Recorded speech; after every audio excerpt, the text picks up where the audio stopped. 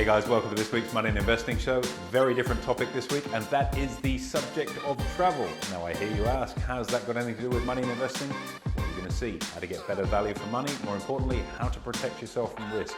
To help us with this, I've got a special guest, someone that's worked alongside my family and I for a long time, helping us get the very best from air travel opportunities. You're going to take a massive amount from this. Enjoy the show. Okay guys, well, welcome to this week's Money and Investing Show with me, your host Andrew Baxter. And today, as you can see, it's not young Mitch, it's actually, we've got our guest. Our guest is actually Kylie Luttrell. Kylie is the director, founder of a travel company called the Travel Notebook. Good morning. How are you, Kylie? Good morning, Andrew. I'm very well, thank you. How are you? Very well indeed. Ready for a holiday like most of us are this year, that's for sure. What a tough year. I mean, who would have predicted that 2 years ago? But here we are. We'll be fine. Indeed, the world's really changed. And I guess for our viewers, you think, okay, well, what are we talking about travel? And I guess some of the areas that we'll uncover that I guess to an extent overlap with money and investing is how to get good value for money. Maybe we'll talk a bit about points. And perhaps in this current climate where things have got a tendency to get cancelled or closed down at the drop of a hat, how you can protect yourself from risk, which really is quite similar to trading, about managing that whole risk side of it. In terms of our relationship, Kylie, obviously I travel a lot, or pre-COVID certainly did, and Kylie looks after all of our family travel, all of the private stuff we do, and I cannot endorse your expertise enough. You've organised some amazing trips for our family, and it's sincerely appreciated. But let's talk about the travel landscape right now. How do you see things right now? I mean, it's a totally different world. It is, and it's different for clients depending on where they're actually located as well, because, you know, in Victoria, a lot of my clients, gorgeous clients down there, they don't want to see anything about travel because they're managing, school kids at home. They're managing, when are we ever going to be let out? You know, there's a lockdown within 4 hours with 4 cases. So that's very different to the rest of Australia at the moment. And it's also managing, you know, what will we lose? What's going to happen if we travel to Kylie and we take some time out as a couple, leave our kids at home, and suddenly we're told to quarantine for 14 days at Kylie, or, how much time anywhere in Australia, how does that look? So we're sort of not just managing, if we lose a little bit of money, so be it. We're managing what actually happens from a lifestyle point of view if, click of a finger, we are in lockdown. Yeah, look, I can attest to that firsthand. I know I was trying to sneak down to Queenstown for a cheeky ski for my birthday. And obviously, you know, with the kids at home, that becomes a real problem. You're away for a couple of weeks if a flash lockdown happened. And I guess that's the world we live in. And I don't really see it changing anytime soon until at least we get some vaccination rollout. Yeah, and even then it's going to be interesting because with the latest Victoria lockdown, even if you are fully vaccinated, you still can't travel. So it's going to be quite interesting what happens and how things change moving forward. I think, you know, the great thing that's come out of this is that a lot of hotels have been so much more flexible with their cancellation fees compared to normal. It used to be non-refundable, even if you're spending $30,000 or $40,000 on a holiday, whereas now if we're in lockdown, they'll either provide a full credit or a full refund within 14 days. So that's been a great thing that's come out of this. However, people still don't want to necessarily lock that in. And then what's happening is there's no inventory. So as you know, luxury properties will generally have less than 30 rooms. Well, the whole country now suddenly want to travel in luxury, not just something, mediocre in their holidays. And there's no inventory. So we're having to book 6-12 months out. Cable Beach Club in Broome, that's booked out until I think March next year. So the landscape is completely different. There's no such thing as a last minute holiday unless a state goes into lockdown and then we can pick up those cancelled rooms. So very challenging times we're in at the moment. For sure. And I guess that puts a bit of shade on, some of the businesses that operate in that sort of perceived market of we've got some last minute rooms available. It's just, is nothing. You can see that with, things like luxury escapes. The offers are a little bit different to what they were some time back. Let's talk a little bit about how people can optimize what they do. I mean, as I said at the start of the broadcast, this isn't just about travel. It's about how you can be a little bit more using a smarts, I suppose, to get a bigger bang for your buck. And one of the big revelations for us as everyone, as we've discovered the new system that, for example, Amex have with their points. How good's this? How amazing is this? So we can actually now use any product. So we choose to use any product that obviously we work closely with, but instead of just having to book, our clients booking usually through Amex, who are our competitors, they can book everything through us. So the value is a lot less than points. So if we're thinking pragmatically about it, you're not necessarily getting your normal bank the buck where it's about 200,000 points returned for a business class ticket to LA. At the moment, with using your points and the money value, it's about 1 million points is about $5,000 worth of travel. But because people are still accumulating so many points, you know, the usual players who would have 1 million points in their account have suddenly got 3 or 4 million points and they're not able to use it. So at least they can use it for anything rather than just flights. It's been a huge bonus for us, and it's so nice to give value for our clients. Well, I guess it makes it, to all intents and purposes, the potential to be a free holiday with the family or whatever it may be. And this is an interesting one. A lot of people don't realize this, but you know, if you're really smart in terms of how you use your credit card, those points, well, as you know, we've got millions of them to work with. Those points can really accumulate very, very quickly. If you think about paying, for example, your BAS or your company tax or your own tax using your credit card, which you can do, all of a sudden that ability to ratchet up a really substantial number of points can be accelerated. It's so nice. I mean, you know, how hard do we work? Most of us out there, and to be able to have a free holiday or take your wife somewhere for a few days and have a little bit of luxury, and it's technically free, who doesn't want that, right? Too true. Now, tell us a bit about frequent flyer points. How can people get the most out of the points on when we accumulate them back in the day when we could travel more? But you know, how do you get the best out of it? Do you use it directly with airline? What would your advice be to people? I mean, it's a bit challenging at the moment, obviously, with the landscape. Usually, pre-COVID, it was, say, if you're a Qantas frequent flyer, you could fly Emirates or you could fly Qatar with their program, which was incredible. The great thing with frequent flyers that people don't realise is that you can book a ticket up until about 340 days in advance, and you can cancel it 24 hours prior to departure with a 5,000 plus penalty. So the consequences is so minimal. So I would certainly suggest that everyone get out there and book their holidays well in advance. Even for Europe next year, Europe is going to be absolutely nuts. We've got 3 years of banked up travel that we've got to fit credits in, as well as, you know, people wanting to go on their new holidays. So the trick with frequent flyer points is that you really need a higher status with either Qantas in One World, which is one partner program, or for us it'll be Virgin Australia and Velocity. You really need the higher status in order to get the seat availability. So that's the challenge. But they're matching, so each program is matching each other at the moment. They are providing a lot of free credit. So it's a big market that we're in. We offer that advice. Obviously, we don't earn commission off advice for frequent flyers. So we'll just charge a $300 service charge to offer that advice, to go show us what we're working with, and we will tell you whether we need to get a higher status here, and this is how we do it. Okay, well, that's interesting in itself, and I think you're quite right. I mean, as soon as the borders open, everyone's going to be bolting for the airport and having a run at it. So, as you say, so you can book using your points 340 days in advance, which is, you know, to all intents and purposes, a year out, and you can cancel with just 5,000 points of penalty. So you can secure a great price now, and your downside risk is 5,000 points.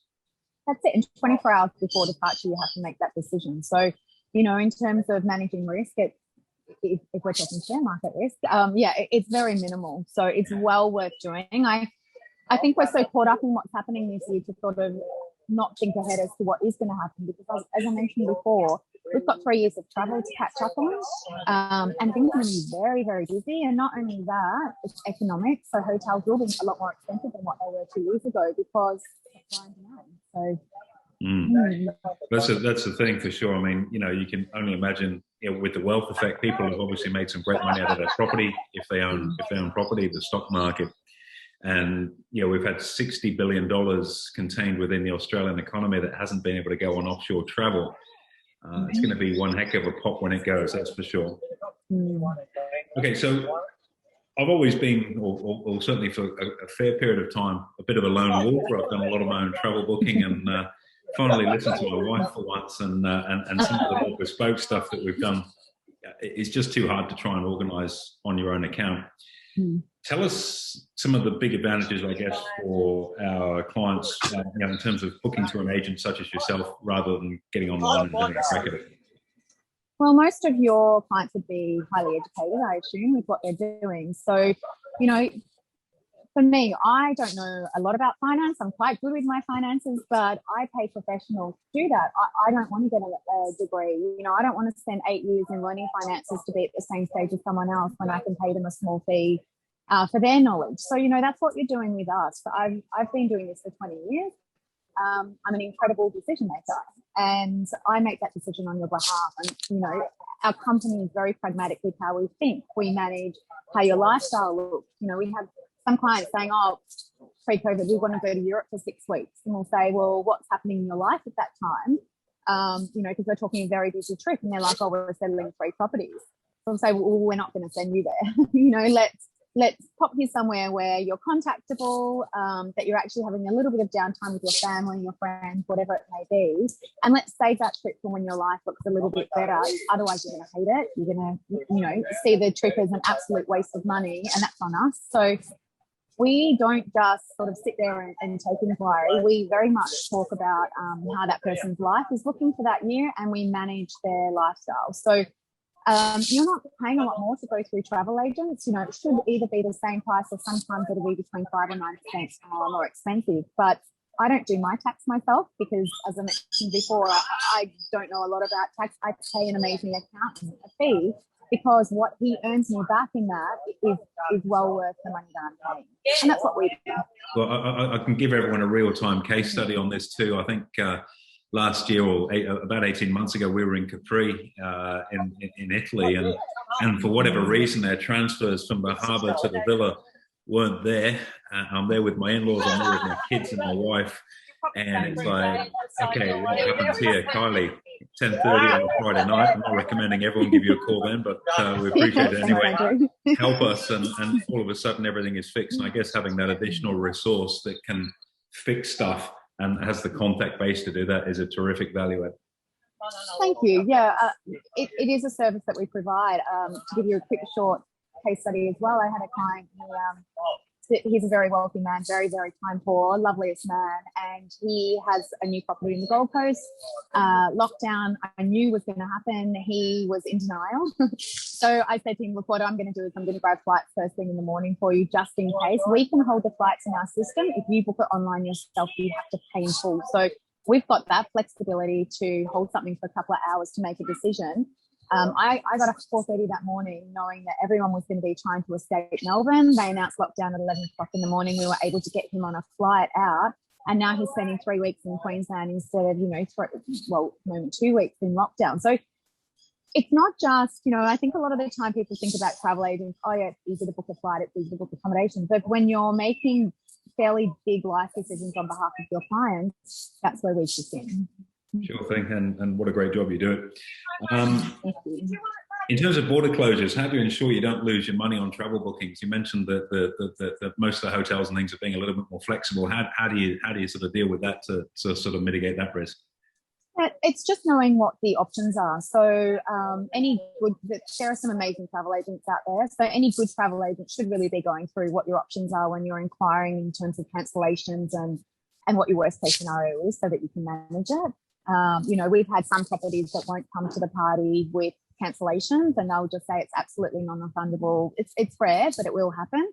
We won't support that hotel because it's too hard to manage. And when you're talking luxury travel at $1,500, $2,000 a night, you don't want to, lose $10,000 to no fault of your own. So it's just super important. Your travel agent should be going through those cancellations and options for you so that you can actually make an informed decision. But if they aren't, make sure you ask the question of what happens if we cancel just due to our own choice, and what happens if there's an actual border closure.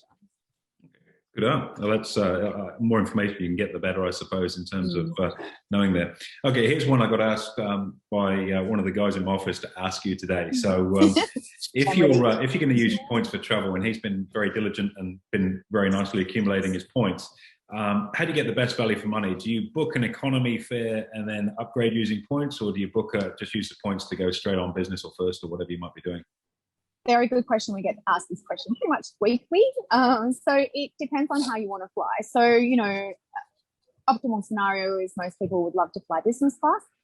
If you book an economy class ticket and pay for it, there is actually no guarantee most of the time that you're going to get that business class seat. You'll find out within 24 hours of departure, sometimes when you're actually at the airport. So if it's imperative that you fly business class, you are better to either purchase a points booking outright with business class or save your points for another day. So it's really managing how you want that to look. If you're not fussed, the best option is to get your status credits by paying, hopefully on a cheaper fare most of the time domestically, and then popping in your points to get your upgrades because the fee is quite minimal. But optimal for our clients, we always look at trying to just get them business class outright with their points. Secondary to that is offering, if they must fly business class, then a paid option, and let's look at, you know, booking their trips in advance to make sure we can fly them business class. Okay. Again, the sort of value add that you guys bring to the table. I remember we've done a couple of trips now with the whole mob, and there's a lot of us when we go traveling. Pay business and get first, which you've managed to secure for us a couple of times too, which is just absolutely outstanding value and a great experience. Unfortunately, I think my kids have been a little bit spoiled. Yeah, you're in trouble when they're older, that's for sure, Andrew. Yeah, look, it might help them. Certainly my daughters, when it comes to the dating game. Well, look, my dad used to support me at this level. What can you do, Ace? So at least we're going to raise the bar reasonably high. Good. Okay, a couple of things just to finish up on. I mean, you know, a lot of people are stir crazy. Would you advocate at this point in time, with the level of uncertainty that's there, you know, short-term book within your own state, or be brave and have a crack at something around the traps? I think it's managing that the consequences around that again. So look, I'm living in Queensland. I escaped COVID last year from Melbourne. I did the first lockdown and just didn't want to do it again. So I believe we caught up when you were up in Noosa last year. Yes, absolutely. So being really lucky with that decision making, but it really depends on your state and what's happening. Anyone in Victoria, it's going to be a lot more difficult to make a decision about travel until probably next year. The way that I see it, I have no insider information, but I would say New Zealand should remain open to us, pending, you know, lockdown, say, with Victoria at the moment, but they're pretty much on par with what's happening with Australia and the decisions anyway. I would say New Zealand will remain open. They'll have a couple of bubbles with South Pacific islands moving forward, and I'd probably say Japan will be the first major international country that will be open to us probably in March or April next year, everything going well. What about Singapore? I mean, there's a lot of noise out there as well about Singapore being a... I just can't see that happening for the reason that Singapore's a hub city. So if you're going to open Singapore, you're allowing traffic from London, basically the whole of Europe. And as we know, you know, their case numbers are so high at the moment. India. So I just cannot see that happening unless they actually cull certain flights coming into and out of Singapore. I also don't see that happening. So, you know, you places like Japan, where it's not necessarily a major hub. Maldives is another one, which would be really nice to get a bubble happening. One of my favorite places. But otherwise, I think, you know, we always hold off seeing Australia until we're older. This is my whole concept. I'll see it when I'm a bit older.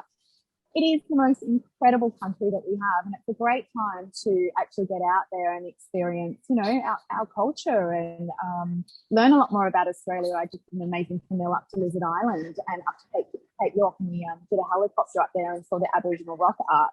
I bawled my eyes out because firstly I'm a girl, and it was just so emotional and spiritual, and that would never have been on my radar if Ibiza was open and could stay and everything. So I think we really need to take this opportunity to see, you know, this beautiful and diverse land that we're on, and just hold off planning anything else for probably 18 months internationally. Fair enough too. Look, great advice, and I appreciate that. And as an Ibiza veteran of my time living in London, you'll have a great time whenever you go there anyway. Thank you. What we like to do with our guests when we finish up our time, Kylie, we do what we call rapid fire. I know I haven't said these with you, so you're probably a little nervous right now. I've got 3 questions I'd like to ask you, and just gut reaction to them. First one's an easy one for you. Window or aisle seat on the plane? If it's business class and 2 and 2, I'd go window. If it's economy, I'd go aisle. Okay, there we go. Type A personality, love it. 100% as myself. Okay, we're seeing a lot about international currencies, but the big buzzword obviously out there is crypto and Bitcoin. Are you an investor in crypto and Bitcoin or not? I'm not. I am definitely a trader on the share market, but I don't know enough about it yet, and I will need to speak to you probably about that later today. I'm very, very intrigued about it, but I need to get my head around how it works first to be able to feel secure in giving my money to someone. Fair enough, too. Okay, last one. Best advice you'd receive, or the advice that you'd give yourself if you were starting back over again? Just my regrets, don't have that fear to not jump into it. I think as a society, we focus on by a certain age, you must have A, B, and C, and it's a load of rubbish. If you're really, really passionate about something, and that's probably the key, if you love it that much, just do it. Get really sound advice, surround yourself with amazing people, and life's too short, trust yourself.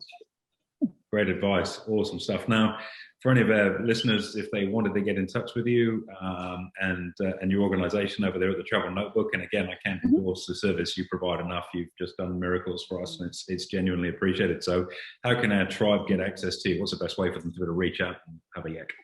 So we're on Instagram, so the Travel Notebook _AU, and then you can see what we promote and what we're doing in terms of itineraries. Our website will be finished in 3 weeks, so they'll should be able to get access to us that way, and email, phone calls. We're on Facebook also, so lots of social media. We've got our contact details on there, and yeah, we'd love to hear from your clients. Isn't that interesting? And that's such a reflection of the times. That don't worry about it. Don't worry about the website. Especially in the industry you're in, Facebook and Instagram, lots of great pictures of what goes on. Don't just be sucked in by the pictures. Oh, there's some terrific service, expertise, and support that sit behind it. As I say, can't endorse what you guys do enough. Thank you, Andrew. Absolute pleasure. Thanks very much, Kylie, for joining us today, and we'll chat soon. Sounds great. Thank you. See ya. There you go, guys. Make sure you comment, like, and subscribe. Most importantly, hit the notification button to see what we're up to. Look forward to seeing you on next week's show.